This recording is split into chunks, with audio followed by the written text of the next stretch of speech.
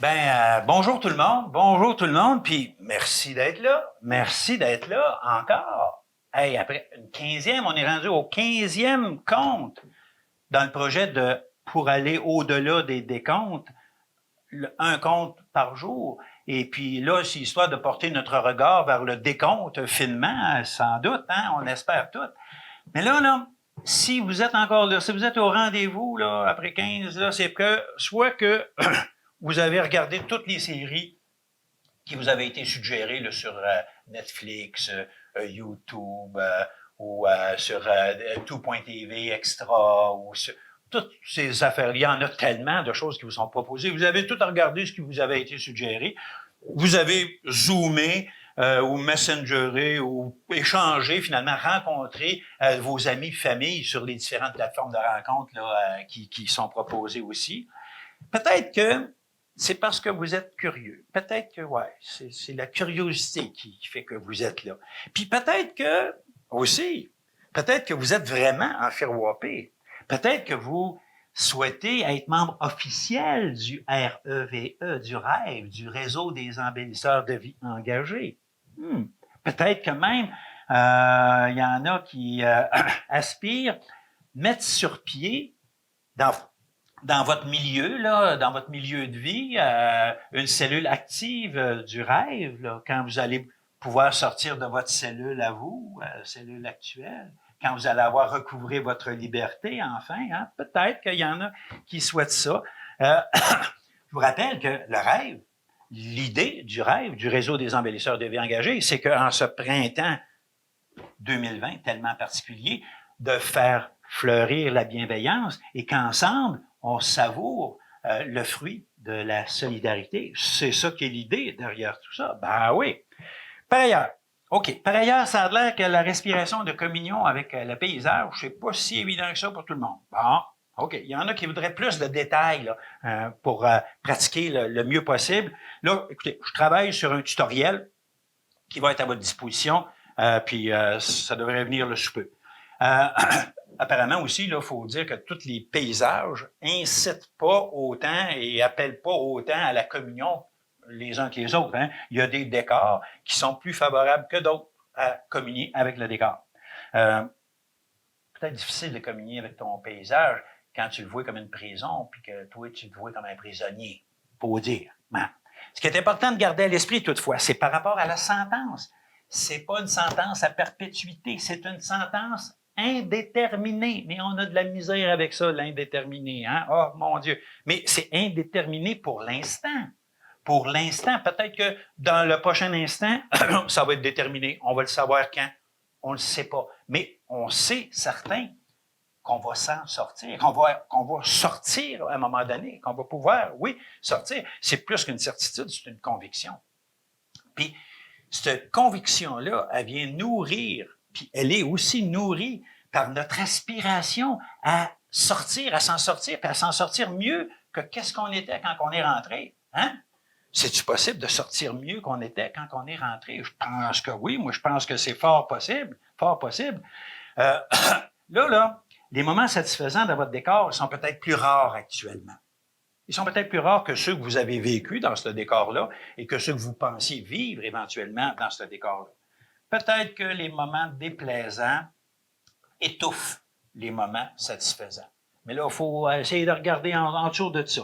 Il y en a peut-être parmi vous autres qui vont venir à modifier leur milieu de vie, leur environnement, hein, pour y apporter des changements pour être mieux, hein, pour être plus heureux. Il y en a peut-être qui vont tout simplement changer d'environnement. Ah, on ne sait pas. Parce que si le confinement nous amène devant quelque chose, devant une question importante, c'est celle, à quel milieu de vie j'aspire? Puis en quoi ça va être mieux pour moi? Bonne question. Les moments satisfaisants tournaient autour de deux thèmes. Pour ça que je vais vous résumer ça. Ça tournait tout autour des rencontres. Pardon, des rencontres.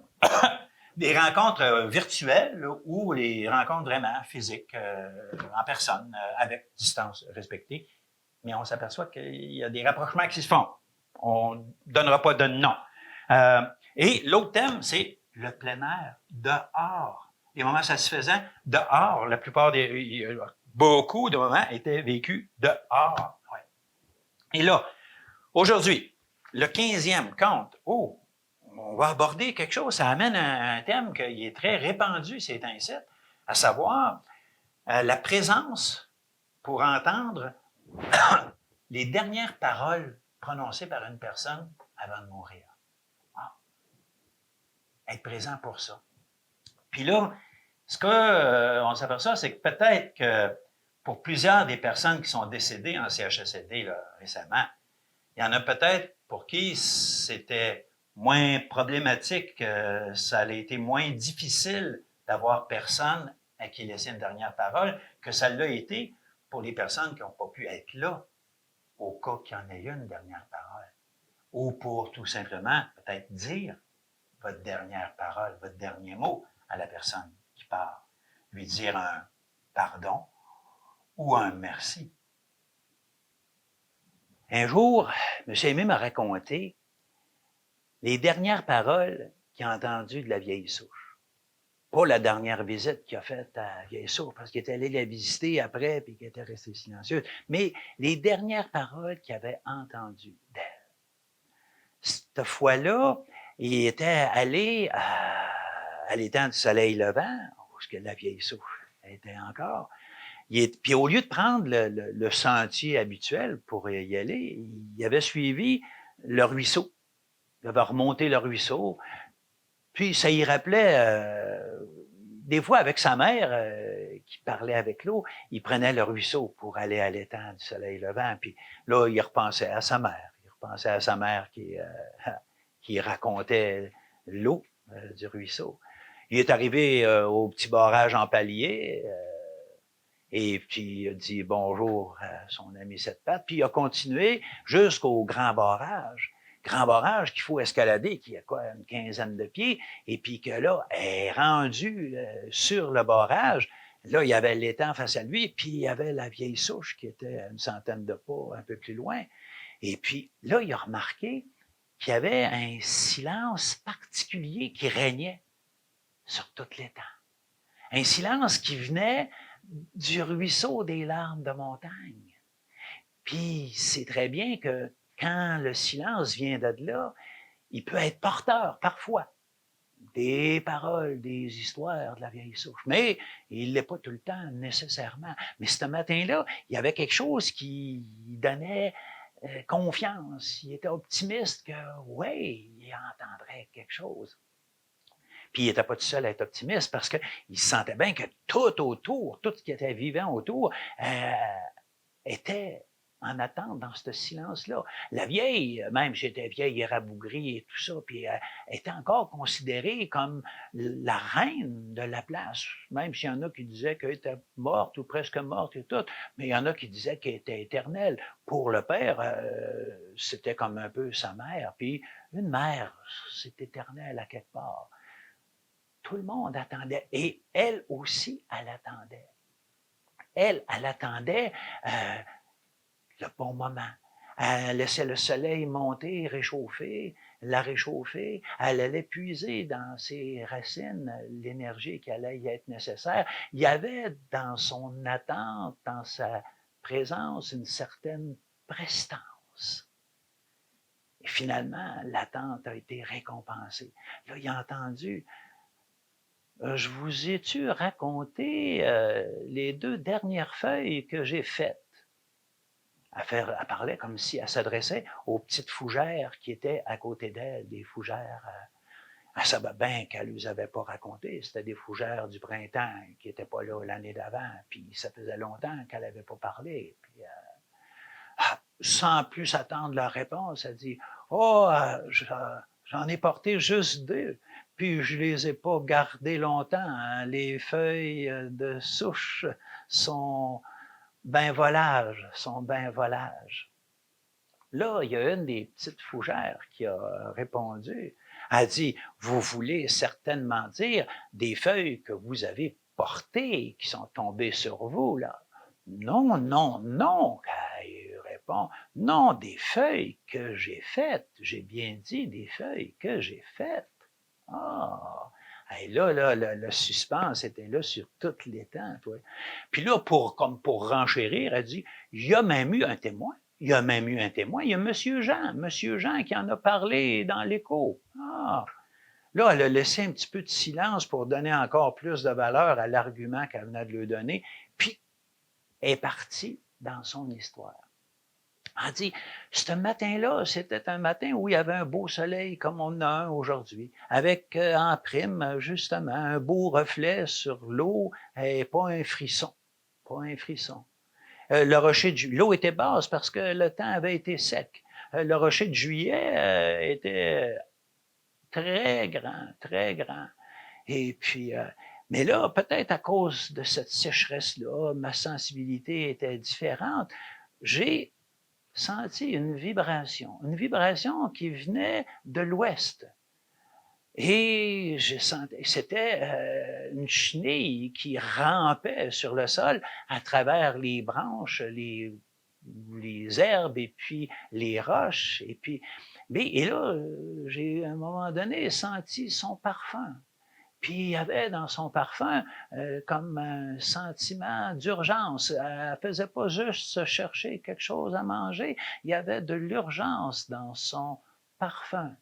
Elle cherchait un abri pour sa grande transformation. Ouais.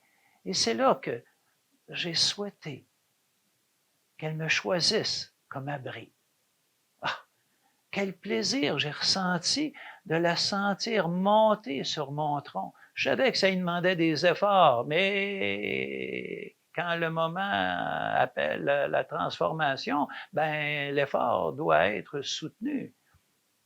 Elle a grimpé, puis finalement, elle a trouvé un endroit qui avait l'air d'y convenir, juste là, au creux de mon bout de branche qui monte vers le sud et puis de mon tronc.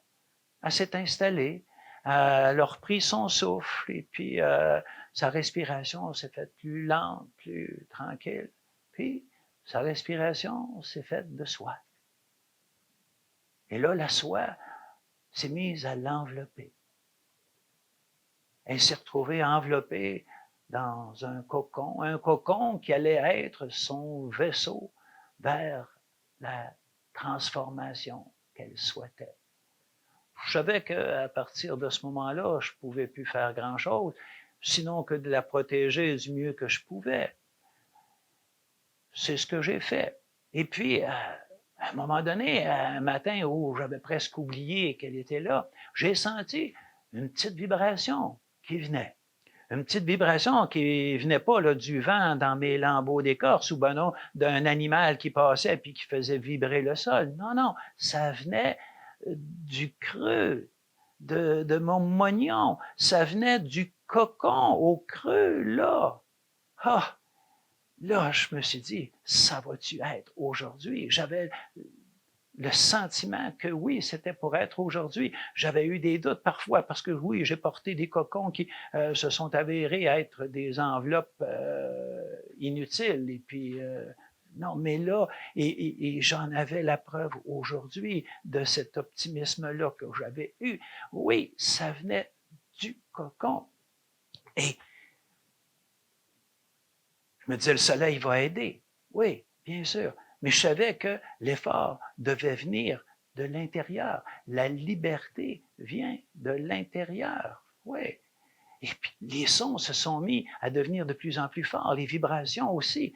Et puis, ma patience a été récompensée. Soudainement, l'enveloppe a éclaté et a émergé ce beau papillon que j'attendais. Un beau monarque qui était là, enfin, seul, maître de sa vie. Là, je pouvais plus faire grand-chose pour lui, là. Ah non, que je pouvais plus. Et puis, là, il a commencé par respirer à l'air libre, comme ça. Et là, je voyais ses ailes se déployer de plus en plus. Et puis, l'air amenait le flux de vie vers ses ailes. Et là, il s'est mis à regarder autour de lui. Il s'est mis à regarder les débris de son cocon, à regarder mon tronc, à regarder ma cime, à regarder l'étang qui était là en avant de lui. Il contemplait ce nouveau royaume qui allait être le sien. Et puis, finalement, il s'est décidé, il s'est mis à battre des ailes. Là, il battait frénétiquement des ailes, comme s'il doutait de ses nouveaux outils. Puis, finalement, son vol, il a pris conscience qu'il était capable, et puis il a arrêté de battre des ailes, et il s'est immobilisé dans les airs, et il s'est laissé aller dans un plané simple, au-dessus de l'étang.